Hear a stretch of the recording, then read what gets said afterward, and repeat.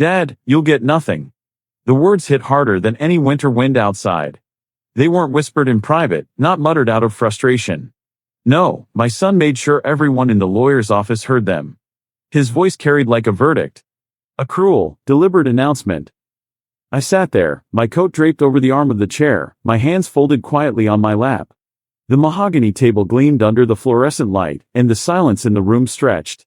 A few relatives coughed. Others shifted uncomfortably. But no one said a word to defend me. My son leaned back in his chair, a smirk curling at the corner of his mouth. He looked so sure of himself, like the room already belonged to him, like the millions waiting in my ex-wife's estate had already transferred into his bank account. You heard me, he pressed on. Mom never wanted you in the will. Not a dime. Not a house. Not even a chair in this office. You're done here. The lawyer's eyes flicked from him to me, but the man didn't interrupt. His lips tightened, though, almost like he was swallowing back a laugh, or maybe hiding something. I felt my jaw clench, but I didn't answer. What good would it do? The air reeked of arrogance and greed. Every word my son spoke was meant to humiliate, to grind me down in front of blood relatives who already thought I was nothing. The walls of the office seemed to close in. Heavy bookshelves stacked with binders, the ticking of a wall clock, the faint scent of leather, everything became sharper, crueler, as though the room itself judged me. Dad, he said again, slower this time, savoring it. You're not family anymore. The phrase hung in the air like frost. Not family. Not anything. Just a shadow of the past, erased with a sentence. I didn't argue. I didn't raise my voice. My silence made him bolder, and he mistook it for defeat. He leaned forward, tapping the table with his finger as if sealing a deal. But what he didn't know, what none of them knew, was that silence has weight. Silence remembers. And silence waits. I adjusted my coat, slid my hands into my pockets, and looked him in the eye one last time. I didn't give him the satisfaction of a reaction. Not yet. Outside, snow tapped against the window, steady and cold. Inside, the storm had already begun. The conference room felt more like a courtroom than a place for family business. Heavy drapes muted the gray December light, and the long mahogany table gleamed as though it had been polished just for this moment. Everyone sat in their assigned seats, like actors waiting for the curtain to rise. At the head of the table, the lawyer, Mr. Callahan, cleared his throat. He was a man in his 60s, glasses low on his nose, voice calm but commanding. His leather folder lay open before him, pages neatly stacked, a brass fountain pen resting on top. Thank you all for being here, he began, his tone formal. We are gathered to execute the last will and testament of Margaret Whitfield. My ex-wife. Her name alone shifted the room. A wave of reverence mixed with tension. To some, she had been a beloved benefactor, a successful businesswoman, a matriarch who built an empire of real estate and investments worth $34 million. To me, she was once a partner, then an adversary, and finally a stranger I hadn't spoken to in years. Beside me, my son leaned forward, eager, his eyes locked on the folder like a wolf waiting for meat. His wife sat next to him, her lips painted bright red, arms folded tightly, as if already staking her claim on wealth she hadn't earned. Across the table, cousins and extended relatives whispered, curious, restless. Mr. Callahan tapped the pen against the folder. This will, he continued, was updated 3 years ago. It contains specific provisions regarding the distribution of assets.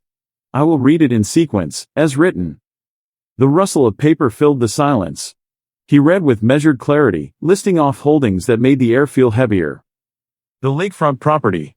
The primary residence in Fairfield. The trust accounts. Corporate shares in Whitfield Holdings.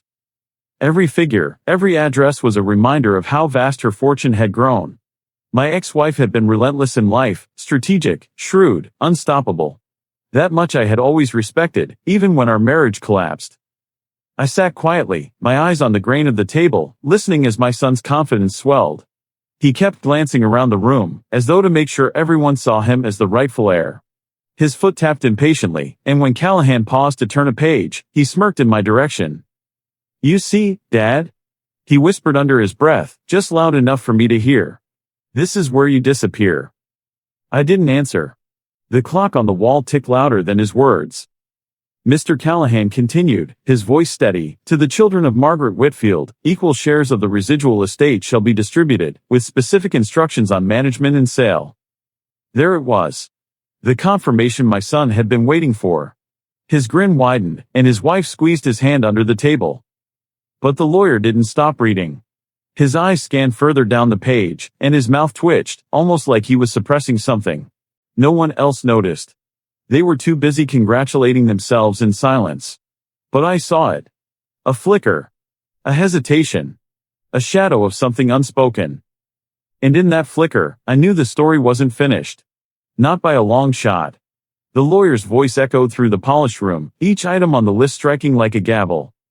The primary estate includes the Fairfield mansion, appraised at $12 million. The lakefront property in Michigan, valued at $4.5 million. The condominium in New York, approximately $2.8 million. Gasps and murmurs rippled across the table. Even after all these years, Margaret's empire carried weight. She hadn't just accumulated wealth, she had curated it. Every piece of real estate had been carefully chosen, every share of stock calculated. Callahan went on, his tone steady, clinical. Bank accounts totaling nearly $6 million. Investments in Whitfield Holdings, 21% of controlling shares, estimated at $9 million. Jewelry, artwork, and other assets, collectively worth close to $5 million. It added up fast. $34 million, give or take. A fortune that could change generations. A fortune that made greed bloom like wildfire in that room. I sat still, my hands folded, my face unreadable. But inside, I couldn't help remembering. I had walked through those properties once, carried bags through the Fairfield front door, stood on that Michigan dock as the sun set, hung paintings in the New York condo. My fingerprints were everywhere, though time had erased my name. My son's face, however, lit up with triumph. He leaned back in his chair, exhaling like he already owned it all. His wife glanced at him with glittering eyes, squeezing his hand under the table. They were drunk on numbers, high on the idea of wealth about to be transferred into their lives. Cousins whispered, jotting down notes, calculating what share might trickle down to them. One even muttered, she really left a kingdom behind. And through it all, the lawyer kept his pace, professional, unwavering. But I noticed it again, the subtle pause, the faint tightening at the corner of his mouth. He wasn't just reading. He was waiting.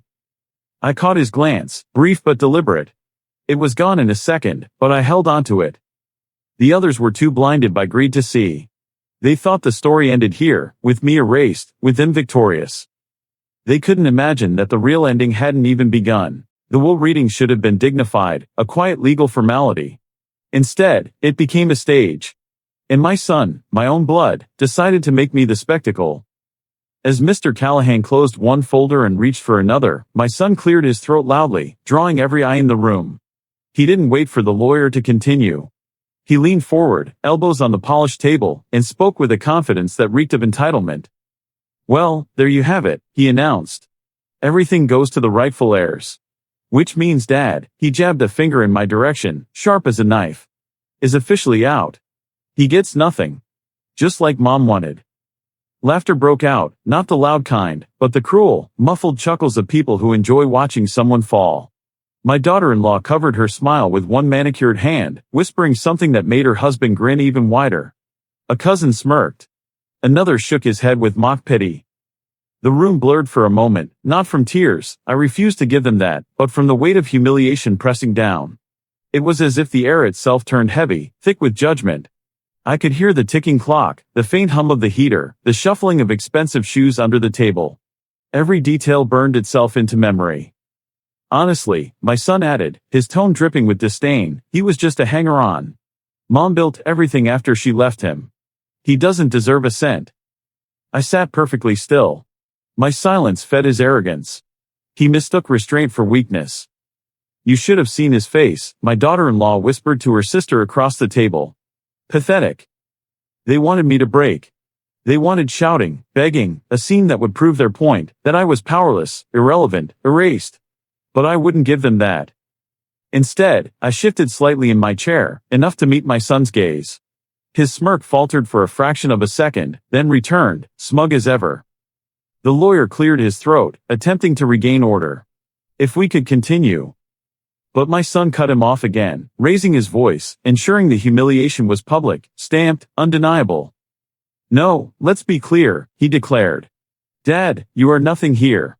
Nothing. The words struck like hammers. Even the lawyer looked down at his notes, unwilling to meet my eyes. Silence followed. A silence heavier than any insult. And in that silence, I felt something harden inside me, not anger, not despair, but resolve. I stood slowly, adjusting my coat, ignoring the whispers that rippled as I moved toward the door. My footsteps echoed across the hardwood floor. No one stopped me. No one called my name. But just before I reached the door, I caught the faintest sound, a stifled chuckle. From the lawyer. Not cruel, not mocking, but knowing. In that laugh, it changed everything. As the heavy door clicked shut behind me, the cold hallway air met my face. I walked slowly, each step echoing against marble floors polished to perfection. But my mind wasn't in that building anymore. It drifted backward, years, decades, to another room, another table. A younger version of myself sat beside Margaret, the woman who would later become my ex-wife. Back then, she wasn't a mogul or a name attached to millions. She was simply a woman with fire in her eyes, ambition in her voice, and a determination that I admired. We built something together. Not the empire she later commanded, but the foundation. I worked long shifts, saved every dollar, supported her vision when others dismissed it. I carried boxes into her first office, hammered nails into the first rental property, and celebrated when she signed her first real estate deal. And then, it changed. Ambition hardened into distance. Success became her constant companion, while I turned into a shadow in my own marriage. The arguments were quiet but sharp. She wanted more, always more. And I wasn't enough. The divorce papers came on a rainy Tuesday. No shouting, no tears, just ink on paper. She left with the houses, the business, the shine. I left with silence in a box of clothes. Still, I never hated her. I understood her hunger, even if it cost me everything. What I hadn't expected was how that hunger would seep into our son. How he would inherit her cold ambition without the discipline that made it powerful. Her empire grew, and I vanished from the narrative. To her friends, to her colleagues, I was a footnote. To my son, I was a relic. And yet, here I was, being erased once again, this time from her legacy, as if the years I stood by her never existed. The echo of my son's voice replayed in my head, "Dad, you're not family anymore." Family. The word cut deeper than money ever could. I stepped out into the winter evening, snow drifting under the yellow street lights. I pulled my coat tighter, not against the cold, but against the memory of love turned into ashes. And still, somewhere, a small part of me wondered, had Margaret truly wanted me erased? Or had my son rewritten the script for his own gain? The snow outside was unforgiving. Thick flakes drifted under the glow of street lamps, clinging to my shoulders as I stepped onto the sidewalk. I didn't have a driver waiting, no family member to offer me a ride, not even a warm voice on the other end of a phone. Everyone else had gone back inside, back to the laughter and the whispers about what they'd soon inherit. I walked alone. My breath fogged the air, rising and fading as quickly as I did in their memories. By the time I reached my apartment, the cold had sunk deep into my bones. The building was old, the kind of place with peeling paint and buzzing lights in the hallway. I unlocked the door and stepped into silence. No warmth. No welcome. Just four walls, a sagging couch, and a half-empty refrigerator. I sat at the small kitchen table, the one I'd bought second-hand years ago, and set down the envelope the lawyer had handed me earlier. It wasn't the will itself, just a notice confirming the meeting. Nothing more. Nothing less. Proof that I had been present, that I'd watched myself get erased. My son's words rang in my ears. "You're not family anymore." I thought of the nights I had stayed up with him when he was sick as a boy, the games I took him to, the way his small hand used to fit into mine. None of it mattered now. To him, I was disposable. I opened the fridge and pulled out a carton of milk, half sour. Dinner was nothing more than dry cereal in a chipped bowl. I ate in silence, the crunch echoing in the empty kitchen. Everywhere I looked, I saw reminders of how far I'd fallen. The peeling wallpaper. The thin blanket on the bed. The draft that slipped through the window frame. I had once lived in a mansion, dined at tables long enough to seat 20. Now, I sat alone at a table barely big enough for one. And yet, despite the humiliation, despite the loneliness pressing down on me, there was a flicker, just a flicker, of something else. As I set the bowl in the sink and turned off the kitchen light, I remembered the lawyer's face. The quick glance, the twitch of a smile, the sound of a stifled laugh before I left the office. He knew something. And for the first time that night, I wondered if my isolation wasn't the end of the story, but the quiet before the storm. The next morning, I rose early, though sleep had been scarce. The apartment was still dark, the radiator clicking faintly as if it struggled against the cold. I brewed a cup of weak coffee and sat by the window, staring out at the street below. That's when the knock came. Firm, steady. Not the kind of knock you expect at 8 in the morning. I opened the door to find Mr. Callahan standing there, his coat collar pulled high, his briefcase in hand. His eyes searched mine for a moment, and then he gave the faintest smile, the same one I'd seen yesterday when I left the office. "May I come in?" he asked. I stepped aside. He set his briefcase on the table, brushing snow from his shoulders, and looked around my small apartment. He didn't comment on the peeling paint or the sagging couch. Instead, he adjusted his glasses and said quietly, "I thought we should talk, away from the others." I sat across from him, my hands wrapped around the coffee mug for warmth. "You laughed yesterday," I said bluntly. "Why?" He folded his hands, leaning forward. "Because your son believes the story is finished. He believes the will is exactly what it appears to be." His eyes narrowed. "But it isn't." I didn't move, afraid that if I shifted even an inch, I might break the spell of those words. "There are details," he continued. "Clauses. Provisions your son doesn't know about. Provisions he doesn't want to know about." And frankly, he allowed himself a small chuckle. "He'll regret celebrating so soon." I felt my chest tighten, though I kept my voice calm. "So, I haven't been erased?" He shook his head. "Not even close." For the first time in days, I felt something stir inside me. Not joy, not yet, but hope, faint and fragile. Mr. Callahan snapped his briefcase shut and stood. "I'll be in touch. For now, let them think they've won. It makes the ending that much sweeter." And with that, he left me standing in my small kitchen, holding a cooling cup of coffee, realizing silence might not be defeat after all. Hope is a strange thing. It can flicker, but when the rest of your life feels like ash, even a flicker can feel distant. That night, after the lawyer's visit, I returned to the same old routine. My apartment walls closed in on me, dim yellow light spilling from a single bulb above the kitchen sink. Outside, the city hummed with life, cars rushing by, laughter from a bar down the street, but inside my space, silence ruled. Dinner was stale bread in a can of soup, heated on the stove that rattled each time I turned the burner. I sat at the kitchen table, the chipped surface scarred with cigarette burns left by tenants before me, and ate alone. Each spoonful tasted like memory, of dinners I once shared at long tables, with candles and polished silverware, before wealth and ambition burned the bridges of family. The apartment carried every sign of decline. The radiator coughed and clanked, but never warmed the room. Drafts slipped through the window seams, chilling me even in my coat. The wallpaper had peeled back in corners, curling like old skin. This wasn't home, it was survival. I washed the dishes slowly, as if prolonging the only task that kept my hands busy. Afterward, I sat on the sagging couch, flipping through channels on a tiny TV with a fuzzy screen. News anchors laughed, commercials promised perfect lives, sitcom families sat around cheerful tables. All of it felt like mockery. Loneliness weighed heavier than the cold. No phone calls, no visitors.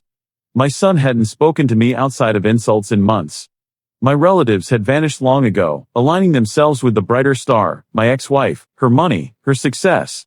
And now that she was gone, they lined up neatly behind him, the heir they thought would carry her empire. I stared at the dark ceiling, the lawyer's words replaying in my head, not even close. What did that mean? What could possibly be hidden in those pages, in that fortune, that my son didn't know? The thought sparked curiosity, even warmth, but it couldn't drown out the weight of despair.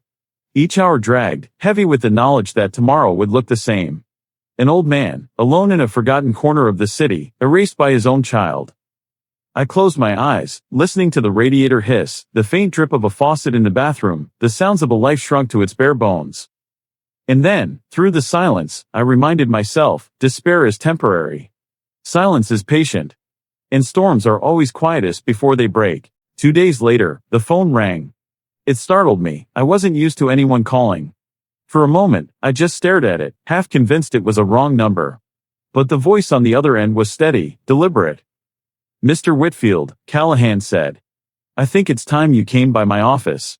There's something you need to see."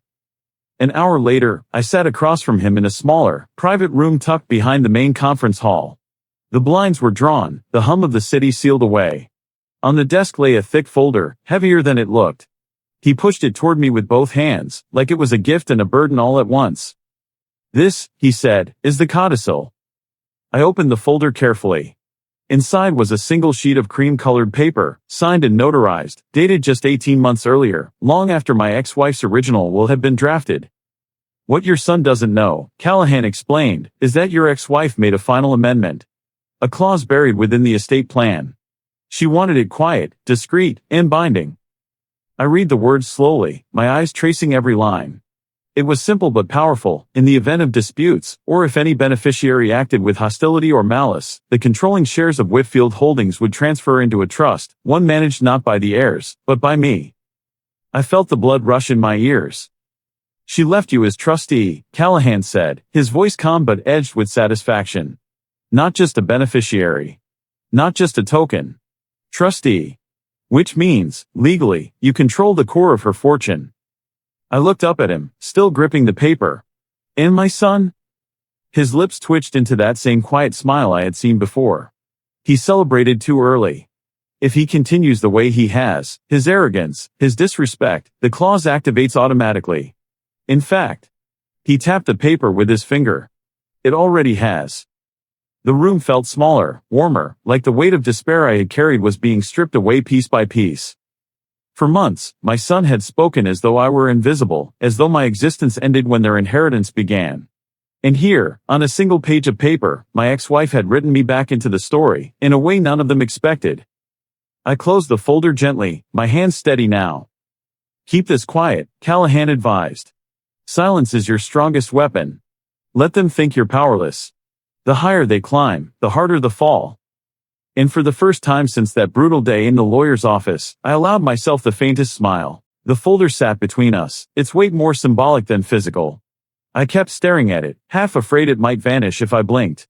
Callahan leaned back in his chair, adjusting his glasses. "Your ex-wife was many things," he said evenly. "Sharp, ambitious, maybe even ruthless. But she wasn't careless. She knew who could be trusted with her legacy, and who couldn't." I let the words sink in. For years, I had assumed Margaret wanted me gone from her life, her story, her estate. But this clause, told another truth. She may have divorced me, but she still understood something about our son. Greed would consume him, and if unchecked, it would destroy everything she built. "Why me?"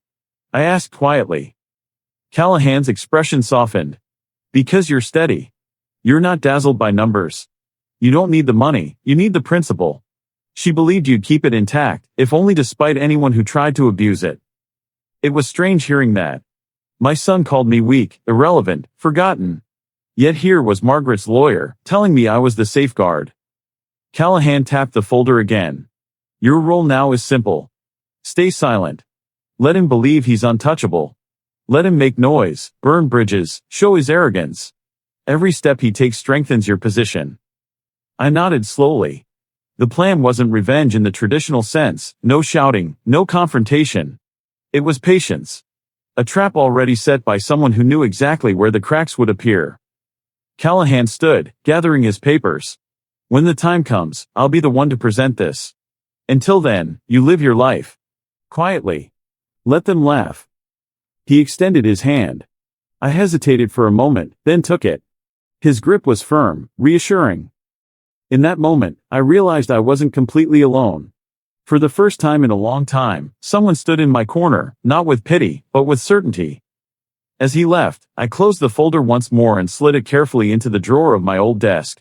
My apartment was still dim, still cold, but it no longer felt like a prison.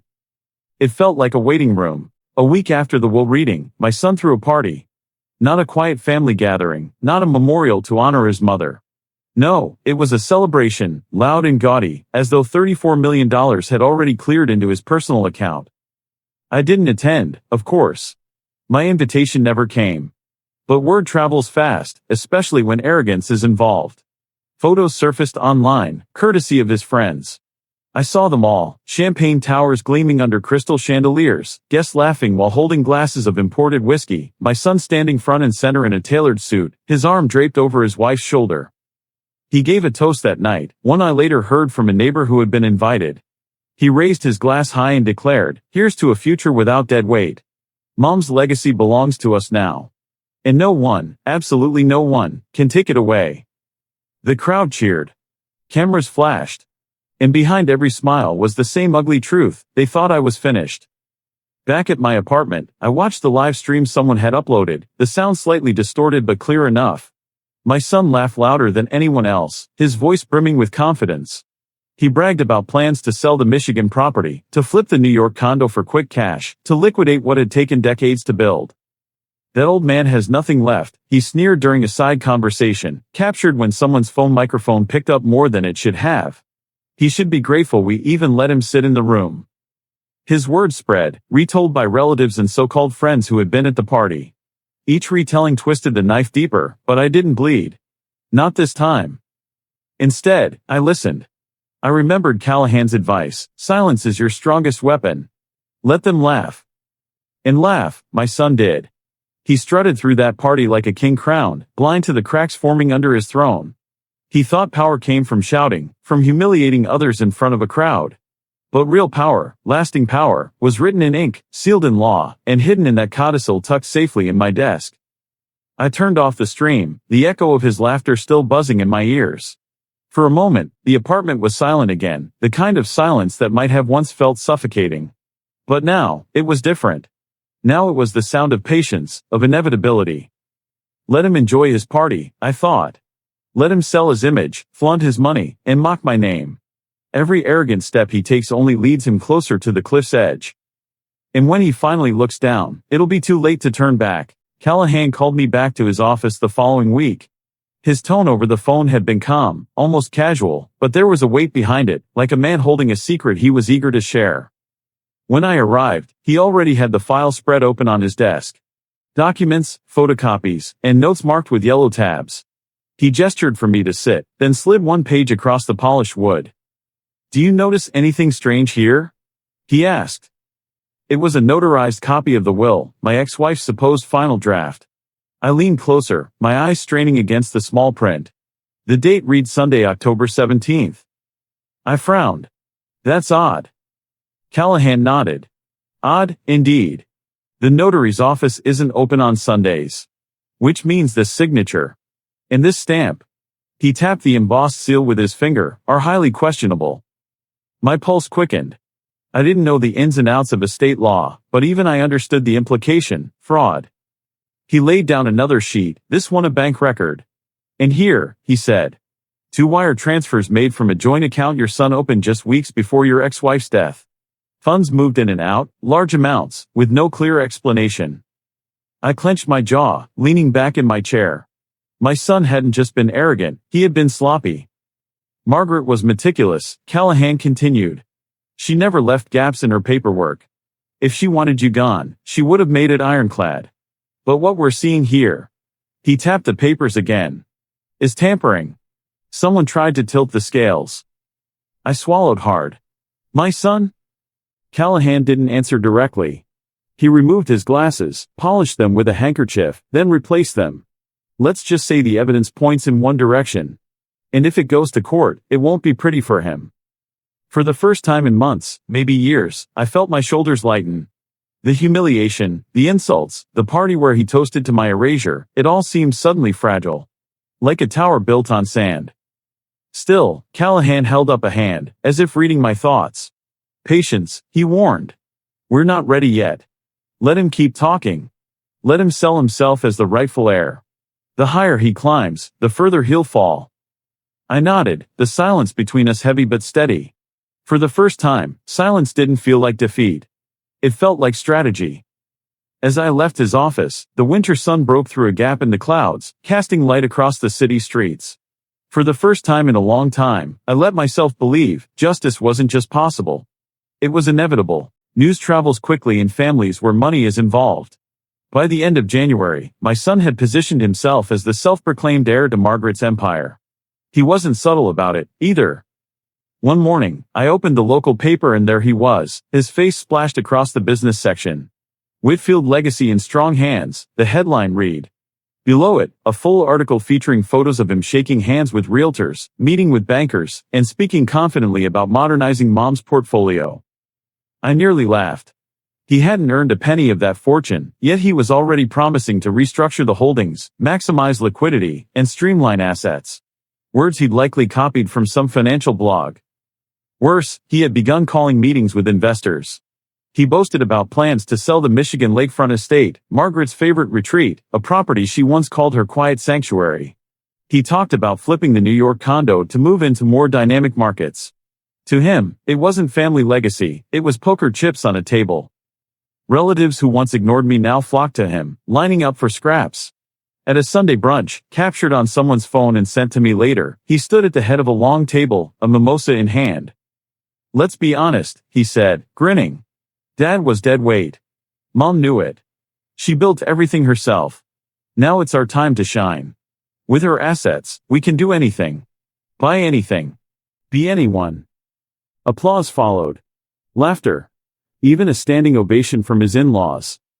I watched the video twice. The first time, anger burned hot in my chest. The second time, I forced myself to breathe, to let the anger settle into something sharper, resolve. Because every word he spoke, every insult he hurled, was evidence. Proof of arrogance. Proof of greed. Proof that when the time came, the fall would be public and undeniable. Still, the humiliation stung. Neighbors who once nodded politely now looked at me with pity. At the grocery store, I overheard whispers, "That's him, the father who got nothing. Poor old man." I kept my head down, my silence intact. Callahan had been clear, patience. Let him dig his own grave. And dig he did. By February, he'd moved into Margaret's Fairfield mansion, redecorating rooms, replacing family portraits with glossy photos of himself and his wife. He hosted dinner parties where he boasted about the new chapter of the Whitfield name, conveniently erasing half its history, my half. But beneath his bravado, cracks widened. His spending outpaced his supposed inheritance. He took out loans against assets that weren't legally his to sell. He promised deals he couldn't close.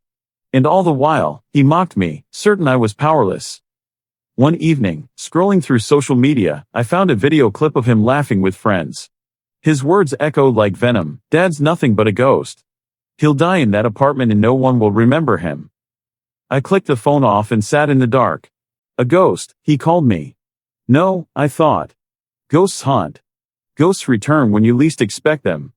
And when I returned, he would remember me forever. I didn't answer his insults. Not once.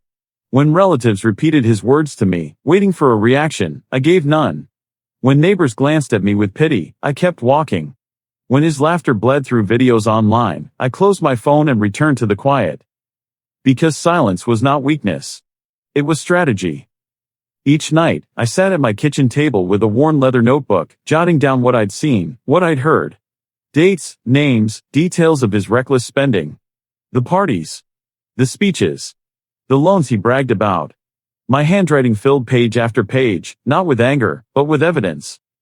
Sometimes I would pause, the pen resting between my fingers, and wonder what Margaret had seen in him. Did she recognize his greed before she died? Is that why she left the codicil in my hands? A safeguard not just for her fortune, but for her legacy? I didn't know. But I intended to honor it. The apartment was still bleak, peeling wallpaper, rattling pipes, a couch that sagged like tired shoulders, but I began to see it differently.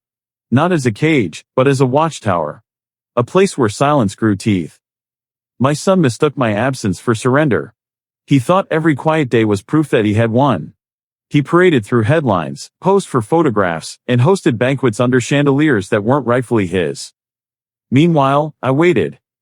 I waited as the codicil sat in Callahan's drawer, a weapon sharp as any blade.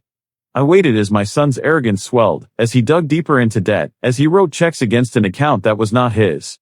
I waited while he built his castle out of smoke. And when the time came, when the foundation cracked and the walls collapsed, silence would end. But not before. So I closed the notebook, slid it into the drawer, and poured myself a glass of water. Outside, snow drifted against the window pane, soft and steady. Inside, my silence pressed heavier than any insult he could throw. Because silence isn't empty. It's loaded. And mine was almost ready to fire. It happened on a Tuesday morning. I wasn't looking for it. Truth is, I tried not to follow his every move. But when arrogance grows loud enough, it finds you. I switched on the television while making coffee, the same old crackling set that buzzed when channels shifted. And there he was, my son, standing at a podium, flanked by his wife and a row of reporters. Cameras flashed. Microphones crowded the stage. He was giving a press conference about his fortune. Today marks a new era, he declared, his voice rich with pride. My mother entrusted me with her empire, and I intend to honor her by expanding it, modernizing, diversifying, and building on her vision. The Whitfield name will live on through me and my family. Applause broke out from the small crowd. My stomach tightened. A reporter raised a hand. What about your father? Does he have any role in this? My son smirked. He didn't even try to soften the blow. My father? He's irrelevant. Mom divorced him for a reason. He'll get nothing. In fact, he leaned into the microphone, ensuring every word carried. He's no longer family. Just a bitter old man wasting away in a rundown apartment. The room laughed. Reporters scribbled furiously. The clip aired live across local news, and within hours, it spread online. By evening, strangers on social media echoed his words, irrelevant, bitter, old. It wasn't just humiliation anymore. It was public execution of my name. Neighbors avoided my eyes in the hallway. At the grocery store, a cashier asked softly if the rumors were true, that my son had cut me off entirely. I answered with the only weapon I had left, silence. But inside, something shifted. I thought back to Margaret, to the years we built our first investments, to the night she stayed up running numbers while I held the flashlight. I thought of the codicil, signed and sealed in ink she had left behind. And I thought of Callahan's steady voice, let them laugh. It makes the ending sweeter. My son had crossed the line. Private cruelty was one thing. Public destruction was another. And in crossing it, he had set the stage for his own fall. I turned off the television. The apartment went quiet again, but this time the silence wasn't patient, it was electric. The storm had been brewing for weeks. Now, thunder rolled in the distance. The breaking point had arrived. The summons came quickly.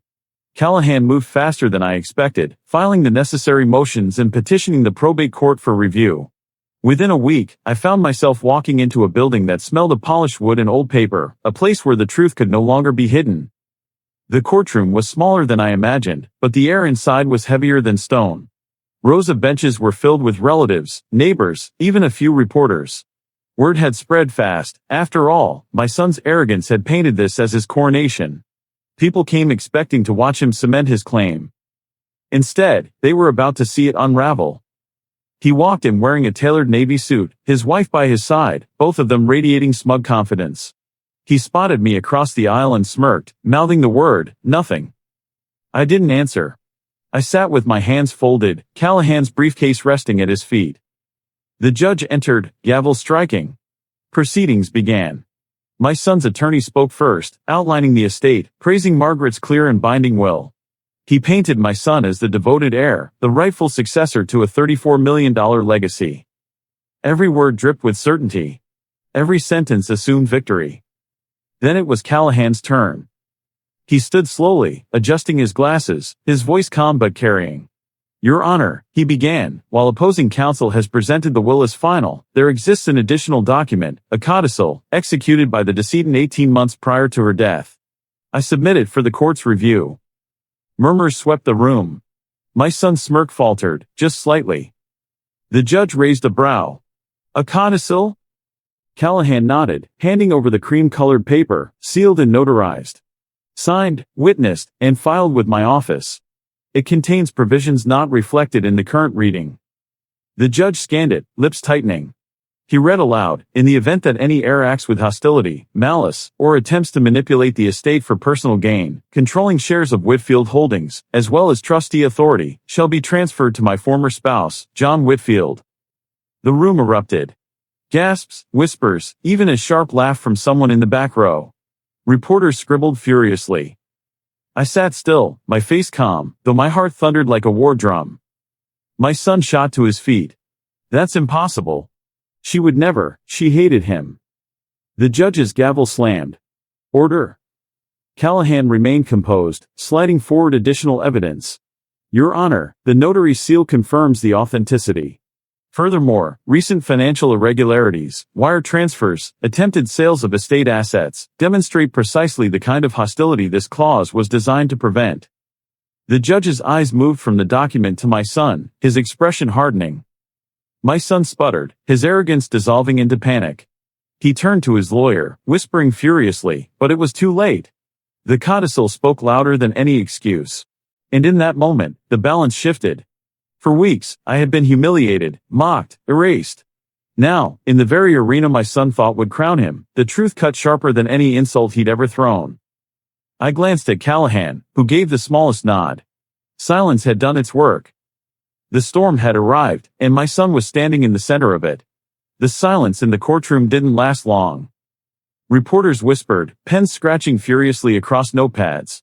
Relatives exchanged stunned glances, some leaning forward in disbelief, others smirking with satisfaction that the golden boy had finally tripped.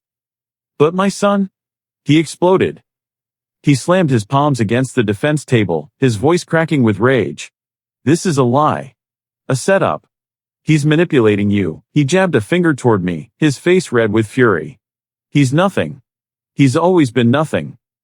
The judge's gavel came down hard. Order. One more outburst, and you'll be removed from this courtroom. But he didn't hear. Or maybe he refused to. He kept ranting, his words spilling out in frantic bursts. Mom never trusted him. She told me he was worthless. She promised me everything. This is fraud. His lawyer tugged at his sleeve, hissing under his breath, but my son shook him off. The mask of control he'd worn for months, at parties, in interviews, at that podium, was gone. In its place stood a man unraveling in real time. Callahan remained composed, his voice steady as he laid down more evidence, notarized documents, dated correspondence, financial records showing wire transfers my son had authorized. Each page was a nail in the coffin of his credibility. The judge examined the files, his expression growing darker with each turn of the page. Finally, he looked over his glasses at my son. Mr. Whitfield, unless you have evidence to the contrary, I suggest you sit down. Right now. The room was dead quiet, except for the sound of my son's heavy breathing. His arrogance had collapsed into desperation. His hands shook as he lowered himself back into his chair, his once perfect suit rumpled, sweat shining on his forehead. His wife avoided his eyes, her face pale. The woman who had once clung to his arm like a trophy now shifted uncomfortably, her hands clasped in her lap. Even she could sense the empire crumbling. The judge cleared his throat. Based on the codicil presented, the controlling interest in Whitfield Holdings, along with trustee authority, is hereby transferred to John Whitfield. The court recognizes the validity of this amendment. Gasps filled the room again, sharper this time, final. I didn't smile. I didn't gloat. I simply sat, letting the silence speak for me. My son buried his face in his hands. His shoulders shook, not from tears, but from the violent rage of a man who realized too late that arrogance doesn't rewrite law. The bailiff stepped closer, ready in case another outburst erupted. My son raised his head, his eyes bloodshot, his voice hoarse. You'll pay for this, he whispered at me. I swear you'll pay. But even he knew the threat was hollow. The judge adjourned the session, gavel striking with finality. Reporters rushed for the door, already dialing in their stories. Air loses everything in courtroom twist. I stood, buttoned my coat, and walked past my son without a word. His eyes followed me, burning with disbelief, but I didn't need to meet them. His collapse wasn't mine to savor, it was his to live with. And it had only just begun. The courthouse steps were alive with chaos. Reporters swarmed, cameras flashing, microphones shoved into every available space. The story had already broken, the arrogant heir stripped of power, the forgotten father reinstated as trustee. I moved slowly through the crowd, my coat buttoned against the wind, Callahan close by my side. I didn't answer the shouted questions. I didn't need to. Silence had carried me this far, and it would finish the job. Behind us, my son stumbled from the building, chased by a wall of voices. Mr. Whitfield, how do you respond? Is it true you falsified documents? Did you attempt to defraud the estate? His face, once smug and untouchable, now looked pale and cornered. He barked no comment. But the words rang hollow. His wife trailed behind him, her eyes darting everywhere but toward him. That evening, the headlines spread like wildfire. Heir collapses in court as codicil transfers control. Whitfield estate shock, father named trustee. From nothing to everything, a silent reversal? For days, the media tore into him. Clips of his parties resurfaced, his boasts, his insults, the toasts where he called me dead weight. Now replayed on late-night shows, his arrogance became a punchline. Meanwhile, Callahan and I got to work. The court order gave me full control as trustee. The first step was freezing all pending sales. The Michigan property? Pulled from the market. The New York condo? Locked down. The loans he had recklessly taken out were flagged and challenged. One by one, his schemes unraveled. Relatives who had cheered him on suddenly went silent. Calls that once poured in dried up overnight. Those who had toasted his new empire now avoided his name. I didn't gloat. I didn't parade around with victory speeches. I simply signed the necessary papers, made the necessary calls, and quietly restored Margaret's empire to what it was meant to be, intact, stable, untarnished by greed. But the justice didn't end with ink. It came in humiliation, the kind that lasts. His credit crumbled under scrutiny. Business partners pulled out of deals. Friends vanished. Even his wife, the woman who had once clung to his arm with a polished smile, began to distance herself. She stopped appearing at his side, her social media accounts suddenly scrubbed of photos. By the end of the month, she had returned to her parents' home. One night, I walked past the Fairfield mansion. The windows were dark, the driveway empty. My son had been forced out, evicted by the very trust he once mocked. He had mocked me as a ghost, but now it was his presence that had disappeared from the legacy. I stood there for a long moment, watching the house. I didn't feel triumph. Not exactly. What I felt was balance, like the world had finally righted itself after tilting too far. Justice wasn't loud. It didn't need fireworks or shouts. It was quiet, steady, undeniable. The same way I had been. The next morning, Callahan met me at the office. He slid a final stack of papers across the desk, his expression unreadable. "It's done," he said simply. "Every asset, every share, every property is secured. You are the trustee. Permanently." I nodded, placing my hand on the folder. The weight wasn't overwhelming this time, it was grounding. My son's empire had collapsed, not with fists or shouting, but with silence and law. And though I had every right to hate him, every reason to seek more than justice, I didn't. Because revenge had already been served, clean and cold. And it had been enough. The weeks that followed were quieter than I ever expected. The headlines moved on to fresher scandals. The reporters stopped circling the courthouse. Neighbors no longer whispered when I passed. Life, as it always does, settled back into its rhythm. But for me, everything had changed. I walked through Margaret's properties again, not as a husband, not as a guest, but as trustee. The Michigan lakefront estate looked almost exactly as it had decades ago, the dock stretching into still waters, the air sharp with pine and winter. I stood there one afternoon, hands in my pockets, and remembered the evenings we spent watching the sun sink low. For the first time in years, the memory didn't sting. The New York condo was quieter too. I didn't redecorate or tear anything down. I didn't need to. These places weren't about possession anymore, they were about preservation. About keeping something intact for the future, safe from greed.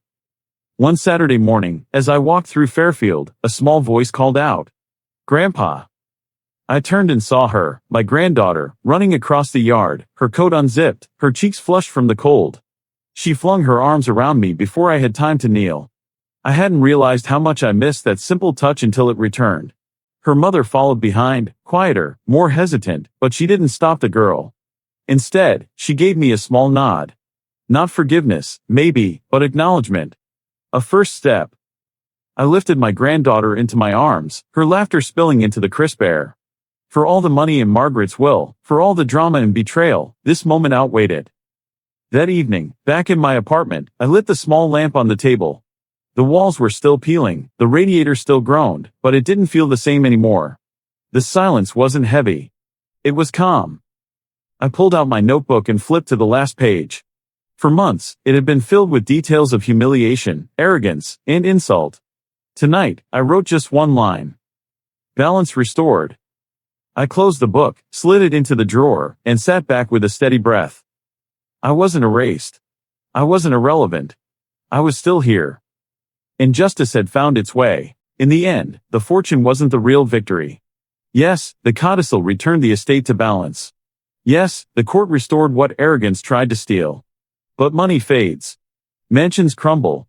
Shares rise and fall. What lasts is the truth that betrayal never goes unanswered, and arrogance always meets its reckoning. My son thought silence meant weakness. He mistook patience for surrender. He believed shouting was power and humiliation was victory. But silence had the final word. It documented every insult. It preserved every misstep. And when the time came, it struck harder than rage ever could. Justice isn't always loud. Sometimes it waits in the quiet, in the places where no one's looking, until the moment arrives to reveal itself. As for me, I didn't need to boast. I didn't need to tell the world that I had won. The world saw it for itself, and that was enough. The lesson is simple, though rarely easy. Betrayal cuts deep, but justice always finds its way. Sometimes through law, sometimes through truth, sometimes through time itself. And maybe that's why stories like this matter. Because they remind us that no matter how forgotten, no matter how erased, no matter how small we feel, silence doesn't mean the end. Silence can be the start of something powerful. So if you're listening now, let this story stay with you. Let it remind you that greed cannot erase love, arrogance cannot bury dignity, and lies cannot outlive truth. Tomorrow, another story waits, another tale of betrayal, silence, and justice. You don't want to miss it. Until then, remember this. A house can be sold. Money can be stolen. But family, loyalty, and truth? Those can never be bought back once they're lost. Guard them carefully. And when the world underestimates you, let them. Sometimes the sweetest revenge is patience.